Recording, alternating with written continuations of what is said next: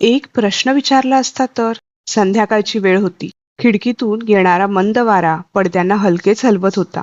घरात सगळं शांत होतं, पण तिच्या मनात मात्र वादळ उठलं होतं. टेबलावर ठेवलेला मोबाईल ती पुन्हा पुन्हा हातात घेत होती आणि प्रत्येक वेळी तोच फोटो स्क्रीनवर उघडत होता. त्या फोटोमध्ये तिचा नवरा उभा होता आणि त्याच्या बाजूला एक मुलगी होती. दोघे हसत होते, जवळ उभे होते, जणू काही त्यांच्यामध्ये जवळीक आहे. तिच्या डोळ्यासमोरून तो फोटो पुन्हा पुन्हा फिरत होता आणि मनात एकच आवाज येत होता, तो मला फसवत आहे. तिने डोळे घट्ट मिटले. नाही, कदाचित मी जास्त विचार करतेय, ती स्वतःला समजवत होती. पण तिचं मन मानायला काही तयार नव्हतं. त्या दिवशी तो घरी आला, नेहमीसारखाच शांत. तिच्या चेहऱ्यावरची शांतता बघून त्याने विचारलं, कशी आहेस? ती काही क्षण त्याच्याकडे बघत राहिली. तिला खूप काही विचारायचं होतं. ती मुलगी कोण आहे? तू तिच्यासोबत कसा होतास? पण ओठांवर आलेले शब्द तिने पुन्हा गिळून टाकले.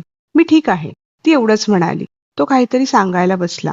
तुला सांगतो, आज ऑफिसमध्ये माहितीये का काय झालं? पण तो बोलता बोलताच ती मध्येच उठली. मला काम आहे म्हणाली. त्या दिवसानंतर असं खूप वेळा झालं. तो बोलायचा प्रयत्न करायचा, पण ती टाळायची.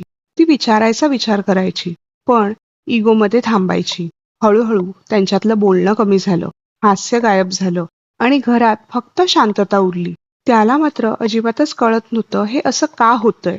तिच्या मनात नेमकं काय आहे. एकाच घरात राहूनही ते दोघं खूप दूर गेले होते. आणि एक दिवस तिने निर्णय घेतला, आपण वेगळं होऊया. तो काही सेकंद काहीच बोलला नाही, फक्त तिच्याकडे बघत राहिला, जणू काही त्याला काहीतरी सांगायचं होतं. तू एकदा विचार तरी कर, तो हळू आवाजात म्हणाला. पण ती ठाम होती. मी निर्णय घेतलाय. आणि काही दिवसांनी कोर्टात एक सही झाली आणि 8 वर्षाचं नातं क्षणात संपलं. 4 महिन्यानंतर एक दिवस ती तिच्या मैत्रिणीसोबत एका NGO मध्ये गेली, अनाथ मुलांना काहीतरी मदत करण्यासाठी. तिथे वातावरण वेगळंच होतं. लहान मुलांचा आवाज, त्याचं हसणं, खेळणं. ती भिंतीवर लावलेले फोटो बघत होती आणि अचानक तिची नजर एका फोटोवर थांबली. तिचा श्वास अडखळला, हात थरथरले. तोच फोटो, तिचा नवरा आणि तीच मुलगी. ती घाबरली, तिचे डोळे मोठे झाले आणि लगेचच ती तिथल्या मॅडमकडे गेली. मॅडम, हा फोटो? तिचा आवाज थरथरत होता. मॅडम हसल्या. अरे हा मुलगा खूप चांगला आहे. ती काही बोलली नाही, फक्त ऐकतच राहिली. मॅडम पुढे म्हणाल्या, ही मुलगी आमच्या आश्रमात लहानाची मोठी झाली. आई वडील नव्हते आणि हा मुलगा लहानपणापासून तिची काळजी घेतो. तिच्या कानात प्रत्येक शब्द घुमत होते. तो दर महिन्याला इथे येतो, तिच्या शिक्षणासाठी मदत करतो. आणि मॅडम हसल्या. तिला तो बहिणीसारखा मानतो. ते शब्द ऐकताच तिच्या हातातून पर्स खाली पडली. डोळ्यातलं पाणी थांबत नव्हतं. त्या क्षणी तिला सगळं आठवलं.